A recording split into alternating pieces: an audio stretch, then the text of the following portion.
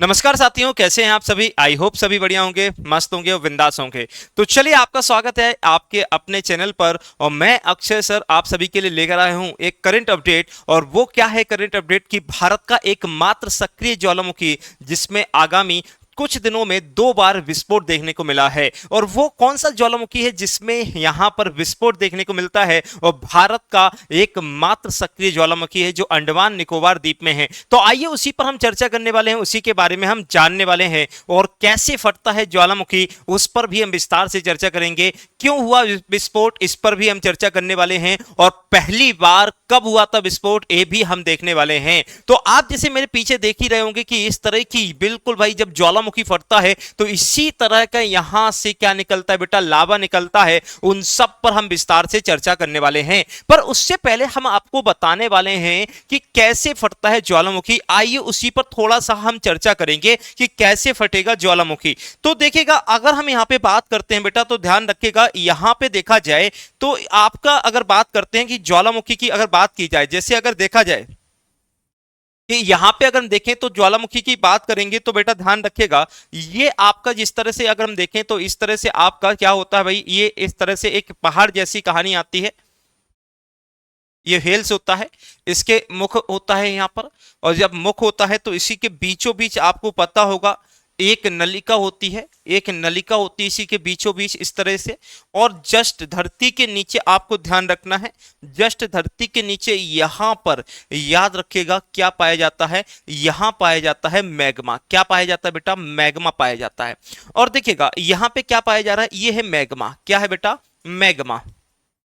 अब ये मैग्मा है, अब ये क्या है बेटा, ध्यान रखना मैग्मा है। जब तक ये धरती के अंदर रहेगा तब तक इसको हम क्या बोलते हैं बेटा, मैग्मा बोलते हैं। इसके मुख को क्या बोलते हैं, तो देखिएगा जहां से ये मैग्मा निकलेगा इसके मुख को हम बोलते हैं क्या बेटा, ध्यान रखिएगा। इसके मुख की अगर बात करते हैं तो क्रेटर। ध्यान रखिएगा, इसके मुख को हम क्या बोलते हैं, क्रेटर के नाम से जानते हैं। अब देखिएगा यहां पे आप सभी को बता देते हैं, जब ये मैग्मा जो है, ये जो आप नली देखते हैं इस नली को हम बोलते हैं केंद्रीय नलिका। क्या बोलते हैं बेटा, इसको हम अपन लोग बोलते हैं केंद्रीय नलिका के नाम से जानते हैं। किसके नाम से जानते हैं बेटा, इसको केंद्रीय नलिका के नाम से जानते हैं। अब केंद्रीय नलिका के नाम से जब इसको जानते हैं, अब केंद्रीय नलिका के बारे में आपको ध्यान रखना, इसको हम जानते हैं। इसके बाद देखिएगा केंद्रीय नलिका जो है, इससे आपका जो मैग्मा है, ये मैग्मा जो है वो बाहर निकलने लगता है। जब ये बाहर निकलेगा, और बेटा ध्यान रखिएगा जब ये बाहर निकलेगा तो इस तरह से फॉर्म में इससे निकलता है। तो जहां से मैग्मा निकल रहा है, जहां से ये मैग्मा निकल रहा है, ये इस तरह का मैग्मा निकल रहा है, ये देखिएगा मैग्मा निकल रहा है। तो इस मैग्मा को जैसे ये बाहर से निकलेगा तो इस मैग्मा का नाम रख दिया जाता है क्या बेटा, इसको बोला जाता है लावा। क्या बोला जाता है बेटा, लावा बोला जाता है। इसको क्या बोला जाता है बेटा, लावा के नाम से जानते हैं। जब तक देखो ये अंदर रहेगा, मैग्मा बाहर निकलेगा तो इसी को हम क्या बोलते हैं बेटा, लावा के नाम से जानते हैं। इसी बीच में आपको बता देते हैं, यहां पे क्या होता है कि बहुत सारी गैसेस निकलती हैं। और गैसेस जब निकलेंगी तो आप सभी को याद रखना, यहां पर इंपॉर्टेंट बात क्या होती है कि क्लाउड बनते हैं। क्या बनते हैं बेटा, ध्यान रखना है, क्लाउड बनते हैं। और क्लाउड देखिएगा, क्लाउड का मतलब होता है बादल। क्लाउड बनने का मतलब क्या हो गया बेटा, बादल बनते हैं। और ये गैसेस के फॉर्म में आते हैं इस तरह से। अब देखिएगा ये क्लाउड यहाँ पे बनना शुरू होते हैं। वो क्लाउड जब बनना शुरू होते हैं इस तरह से, क्लाउड जिसे हम बोलते हैं ज्वालामुखी बादल के नाम से जानते हैं। अब ज्वालामुखी बादल के नाम से इसको जाना जाता है। इन क्लाउड को किसके नाम से जाना जाता है बेटा, ध्यान रखिएगा, ज्वालामुखी किसके नाम से जाना जाता है, तो ध्यान रखिएगा ज्वालामुखी, ये मुखी आपको याद रखना बादल के नाम से जाना जाता है।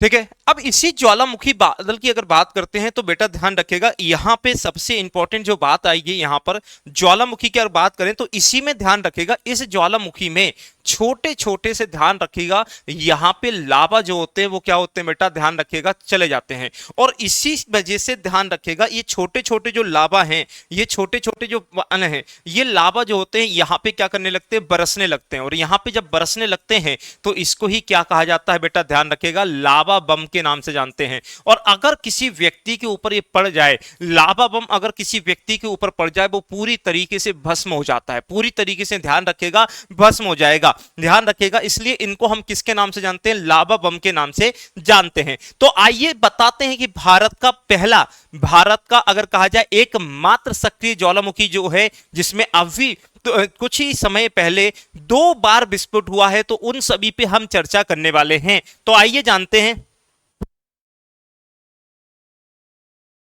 अगर हम यहां पे देखें तो भारत का एकमात्र सक्रिय ज्वालामुखी फटा जो हाल में ही, ध्यान रखना, अंडमान निकोबार द्वीप के समूह में स्थित है, जिसका नाम है वेरन द्वीप, फिर से ज्वालामुखी विस्फोट में देखा गया है। और 8 दिन के अंदर अंदर इसमें कितनी बार, बेटा ध्यान रखना, 2 बार विस्फोट देखने को मिला है। और देखिएगा इस तरह की, आप देखिएगा जब आपका ज्वालामुखी जो होता है विस्फोट करता है, तो इस तरह से आप पूरी के पूरे आसमान जो होता है वो रेड है, धुआं धुआं हो जाता है पूरा का पूरा।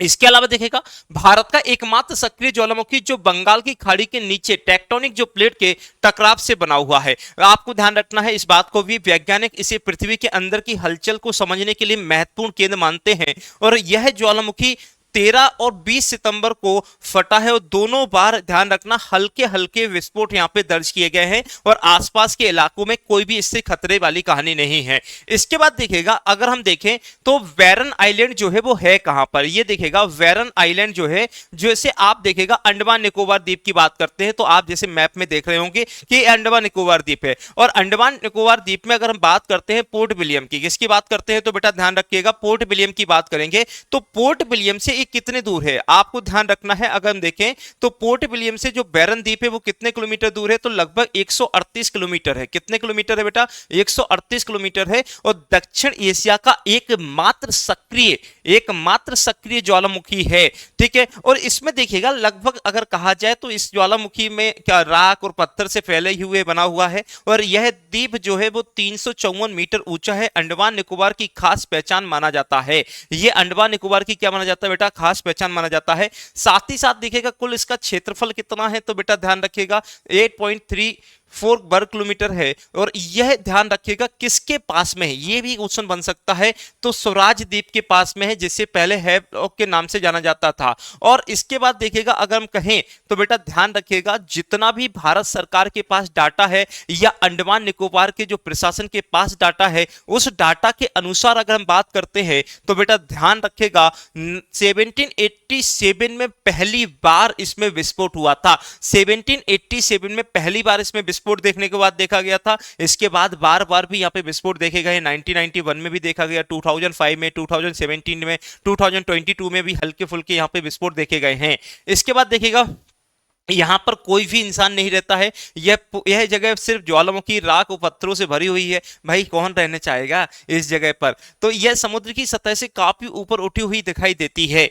इसके बाद देखिएगा अगर हम बात करें, यहाँ हरी भरी खेती या बड़े पेड़ नहीं मिलते हैं, बस थोड़ी बहुत झाड़ियां हैं, पतली घास जैसे वनस्पति दिखाई देते हैं। इसी कारण यह इंसान के रहने लायक जगह है ही नहीं, और बिल्कुल भी नहीं। और यह अंडमान निकोबार द्वीप की एक आपकी बहुत शानदार पहचान है, जो भारत या दक्षिण एशिया का एकमात्र सक्रिय ज्वालामुखी भी है।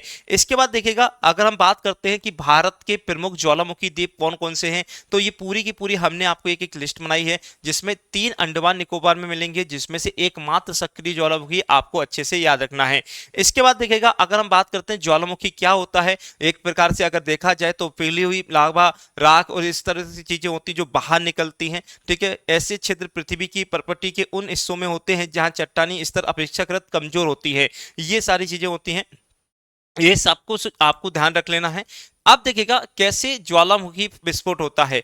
पृथ्वी के केंद्र में तापमान अधिक हो जाता है, इससे चट्टानें पिघलकर मैग्मा में बदल जाती है। जैसे अभी हमने बताया कि देखिएगा, जैसे हमने जस्ट अभी बताया कि ये पृथ्वी के अंदर जो है वो मैग्मा है, ठीक है, मैग्मा में है। इसके बाद देखिएगा यह मैग्मा कम घना, ठीक है, होता है, इसलिए ऊपर उठकर मैग्मा चेंबर्स में इकट्ठा होने लगता है। और यह मैग्मा पृथ्वी की सबसे ऊपरी सतह से ऊपर उठता है, छिद्रों और दरारों से ऊपर आने लगता है, जिसे हम क्या बोलते हैं, लावा बोलते हैं, जिसे हम क्या बोलते हैं, लावा। और ये किस माध्यम से आता है, केंद्रीय नलिका। किससे आता है बेटा, ध्यान रखना, ये केंद्रीय नलिका से आता है। इसके बाद देखिएगा ज्वालामुखी के मैग्मा चेंबर में दबाव बढ़ने के कारण मैग्मा ज्वालामुखी से विस्फोट के रूप में क्या हो जाता है बेटा, बाहर आ जाता है। देखिएगा इसी को आपको शॉर्ट में याद करना है, जितना मैंने अभी पढ़ाया इसको पूरा मैंने शॉर्ट में भी बना दिया है कि कहां पर स्थित है, ठीक है। एकमात्र सक्रिय ज्वालामुखी है, स्थित द्वीप का नाम बताइएगा, वेरन आइलैंड है। पहली बार कब विस्फोट हुआ था, 1787 में हुआ था। हाल ही में सक्रिय कब हुआ है, तो ये सारी चीजें हैं, ठीक है। आसान याद करने का है कि भारत का बैरन कैसे याद कर सकते हो भैया, भारत का बैरन नाम से याद कर सकते हो। इसके बाद देखिएगा अगर आपको सेशन बहुत अच्छा लगा हो तो बिल्कुल भैया लाइक और शेयर बिल्कुल कर देना है। साथ ही साथ आप सभी को बता देते हैं कि अगर आपको विनर्स से कोई भी बुक परचेज करनी है तो विनर्स पब्लिकेशन ऐप से आप बुक ले सकते हैं और साथ में आप यहां से ऑनलाइन बैच ले सकते हैं। और किसी भी प्रकार की आपको कोई प्रॉब्लम है तो हेल्पलाइन नंबर है 9009335533। इसके अलावा ऑफलाइन विजिट भी कर सकते हैं। साथ में आपको विनर्स ऐप से कोर्स कैसे खरीदना है ये भी है, और आपको विनर्स पब्लिकेशन से बुक कैसे ऑर्डर करना है, ये सारी की सारी चीजें आपको यहां पे बताई गई हैं।